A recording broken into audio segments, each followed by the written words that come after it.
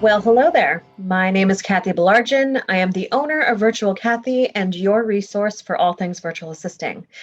Today, we'll be talking about 3 key questions to ask when hiring a virtual assistant.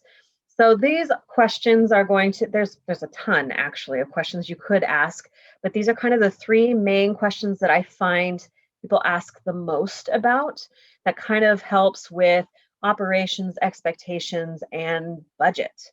So the first question I would recommend asking for sure would be, what is their experience in the tasks that you are looking to delegate to them? So do they have experience working with the program or software that you have?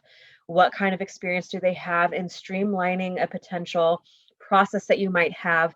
And can they maybe see where the gaps are in that process and improve upon it? A lot of times people will hire us or will just hire virtual assistants in general because they're doing something and they kind of know they're probably not doing it as efficiently as they could. And so they really do rely heavily on the virtual assistants to kind of point them in the right direction as to how that should be done. And what better way than to hire somebody who has done it a lot and can kind of give you recommendations on how to best approach those tasks. That being said, if you talk with somebody and their experience doesn't necessarily include the type of software that you use, it doesn't necessarily mean that they're not going to be a good VA for you. It just might mean that the onboarding might take a little bit more time. So you're going to have to determine, is that something that is going to be on your time or their time in terms of billing? So keep that in mind when you're working with somebody. Perhaps they work with a very similar program. There's so many out there right now that works very similarly. Maybe the program is very user friendly. Perhaps it has a lot of resources and tools to aid them in kind of getting back up to speed. So again, that question isn't necessarily a crucial one if they don't necessarily have the experience that you're looking for, but perhaps it is something you have to decide. Number 2, how do you bill for services? Now, this is a big one because a lot of people bill differently. It could be packaged plans, it could be hourly. If they charge hourly, do they round up their billing to the nearest quarter? So, like, if let's say they do a task for an hour and 7 minutes, do they round that up to an hour and 15 minutes?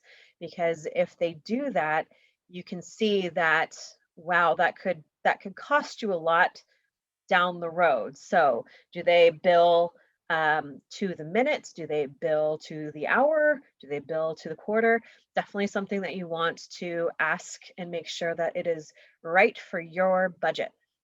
And then 3, the third question that you're going to want to ask is, what happens if I need more support? Now, this is a big one too, especially when working with a virtual assistant who's not necessarily on a team, is independent. It's his or her business, because what I have found the most difficult, I guess, the a lot of the feedback that I get from people who have worked with virtual assistants and have stopped and is reaching out for other services is because the VA that they were working for could not hold on, or what is it? Hang on.